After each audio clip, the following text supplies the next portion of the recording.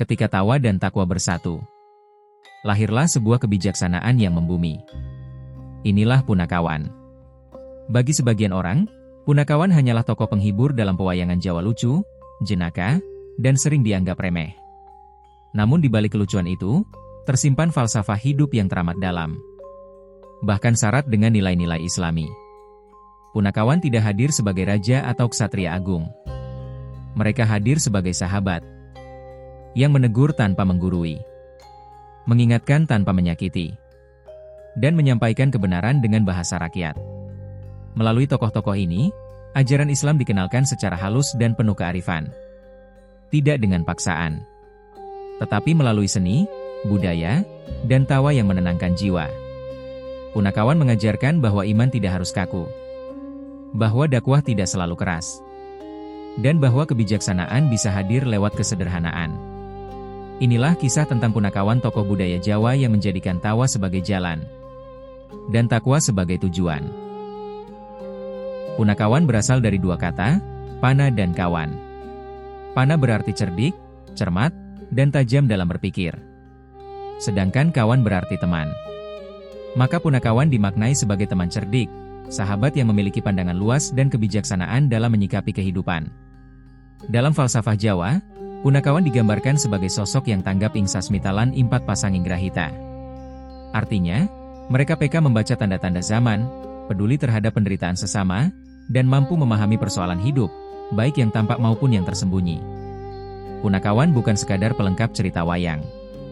Mereka justru menjadi suara nurani, yang berani mengingatkan para ksatria ketika salah melangkah. Menegur dengan canda, menasihati dengan bahasa rakyat, agar kebenaran mudah diterima. Tokoh Punakawan terdiri dari 4 sosok utama: Semar, Gareng, Petruk, dan Bagong. Masing-masing memiliki karakter unik, namun saling melengkapi dalam menyampaikan nilai kehidupan. Tokoh-tokoh ini diciptakan oleh Sunan Kalijaga sebagai media dakwah Islam di tanah Jawa. Melalui Punakawan, ajaran Islam disampaikan secara halus, tanpa paksaan, tanpa pertentangan dengan budaya lokal. Inilah dakwah yang membumi, yang mengajarkan iman, akhlak, dan kebijaksanaan lewat seni dan humor. Karena sejatinya, kebenaran yang disampaikan dengan kearifan akan lebih mudah sampai ke hati. Wayang bukan hanya tontonan, tetapi tuntunan. Di tangan para wali, khususnya Sunan Kalijaga, wayang dijadikan media untuk menyiarkan ajaran Islam kepada masyarakat Jawa yang sebelumnya telah akrab dengan kebudayaan Hindu-Buddha. Pendekatan ini dilakukan dengan penuh kearifan. Budaya lama tidak dihapus, tetapi diisi dengan nilai baru yang lebih luhur.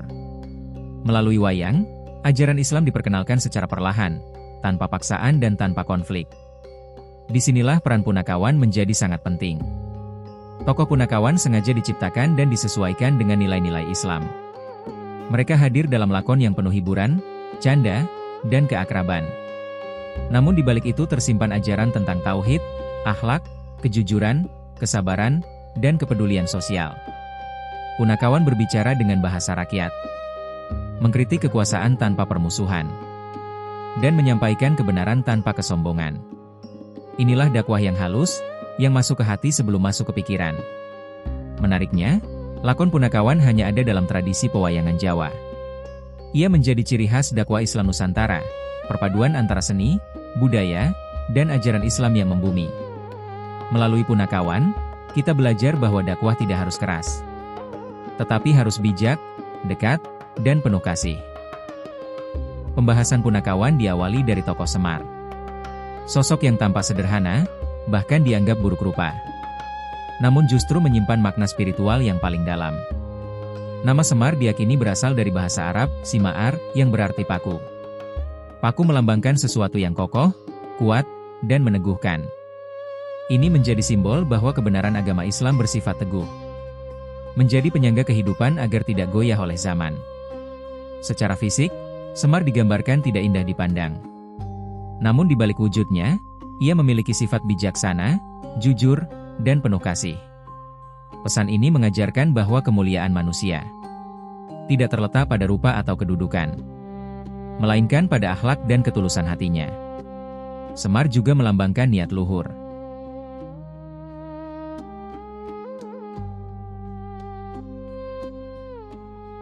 Setelah Semar, tokoh punakawan berikutnya adalah Gareng. Ia dikenal sebagai putra sulung Semar, sosok yang tampak aneh, kaku, dan tidak sempurna secara fisik, namun syarat makna kehidupan. Nama Gareng diyakini berasal dari bahasa Arab, Na'ala Qori'in, yang dalam pengucapan Jawa berubah menjadi Nala Gareng. Maknanya adalah memperoleh banyak kawan. Ini melambangkan manusia yang mampu membangun hubungan sosial, bersikap toleran, dan hidup berdampingan dengan sesama. Secara fisik, Gareng digambarkan pincang, tangannya bengkok, dan geraknya terbatas. Ciri ini bukan tanpa arti. Pincang melambangkan kehati-hatian dalam melangkah. Tangan yang patah mengingatkan agar tidak gegabah dalam bertindak. Dan sikapnya yang kaku mengajarkan ketelitian dalam berpikir. Gareng mencerminkan pribadi yang selalu waspada. Berpikir sebelum berbicara. Menimbang sebelum bertindak. Dan tidak mudah mengikuti hawa nafsu. Melalui tokoh Gareng, diajarkan bahwa hidup bukan tentang kecepatan. Tetapi tentang kehati-hatian, toleransi, dan kemampuan menjaga persaudaraan. Tokoh punakawan selanjutnya adalah Petruk, putra kedua Semar. Petruk dikenal dengan perawakannya yang tinggi, ramping, dan tampak paling sempurna di antara saudara-saudaranya. Namun di balik fisiknya, tersimpan ajaran spiritual yang sangat dalam. Nama Petruk diyakini berasal dari kalimat Fatrukulu Masiwal, yang berarti, tinggalkanlah segala sesuatu selain Allah. Makna ini mengajarkan tauhid, bahwa hati manusia seharusnya hanya bergantung kepada Allah. Fisik Petruk yang utuh dan sempurna melambangkan sifat suka menolong, penuh kasih sayang, dan lapang dada terhadap sesama. Ia digambarkan sebagai sosok yang ringan tangan, mudah membantu, dan tidak perhitungan dalam kebaikan. Dalam lakon pewayangan, Petruk sering tampil jenaka dan penuh canda. Namun di balik kelucuannya, ia selalu menyelipkan nasihat penting. Agar manusia meninggalkan hal-hal yang sia-sia. Menjauh dari kesombongan, dan kembali kepada nilai-nilai ajaran Allah. Melalui tokoh Petruk, kita diajarkan bahwa iman tidak harus ditampilkan dengan wajah muram, tetapi bisa disampaikan dengan tawa, kasih sayang, dan keikhlasan. Selama hati tetap tertuju kepada Allah semata. Tokoh terakhir dalam punakawan adalah Bagong, anak bungsu Semar. Bagong sering disebut sebagai bayangan Semar karena kemiripan bentuk tubuh dan wajahnya. Namun meski serupa secara rupa, keduanya memiliki karakter yang berbeda. Nama Bagong diyakini berasal dari bahasa Arab, Bagha, yang bermakna memberontak terhadap kezaliman dan ketidakadilan. Makna ini menjadikan Bagong simbol keberanian rakyat kecil dalam menyuarakan kebenaran. Dalam lakon pewayangan, Bagong dikenal polos, ceplas-ceplos, dan apa adanya. Ia sering menghibur dengan keluguannya. Namun justru dari ucapannya yang sederhana, keluar sindiran tajam terhadap kebatilan dan kekuasaan yang menyimpang. Bagong berani mengatakan yang benar tanpa takut pada jabatan dan status. Ia menjadi suara nurani masyarakat. Menyampaikan kritik dengan tawa. Namun syarat pesan moral dan keadilan.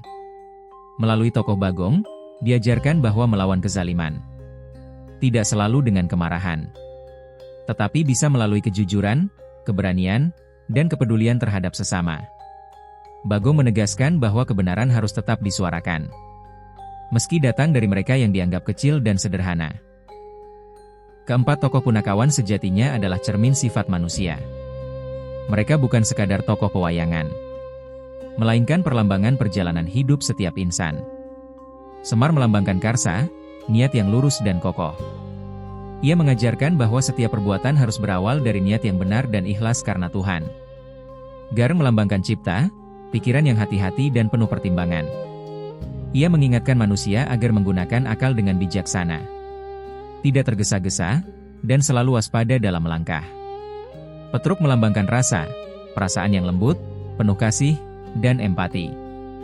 Ia mengajarkan pentingnya kepekaan hati, agar hidup tidak hanya benar secara logika, tetapi juga mulia secara nurani. Sementara Bagong melambangkan karya, perbuatan nyata dalam kehidupan. Ia menegaskan bahwa niat, pikiran, dan rasa harus diwujudkan dalam tindakan yang adil dan bermanfaat. Kesatuan karsa, cipta, rasa, dan karya inilah yang membentuk karakter manusia seutuhnya. Dan melalui punakawan, nilai-nilai itu menjelma menjadi budaya hidup masyarakat, khususnya di tanah Jawa, budaya yang mengajarkan kebijaksanaan, kemanusiaan, dan ketakwaan. Karena sejatinya, budaya bukan hanya warisan masa lalu, tetapi tuntunan hidup sepanjang zaman.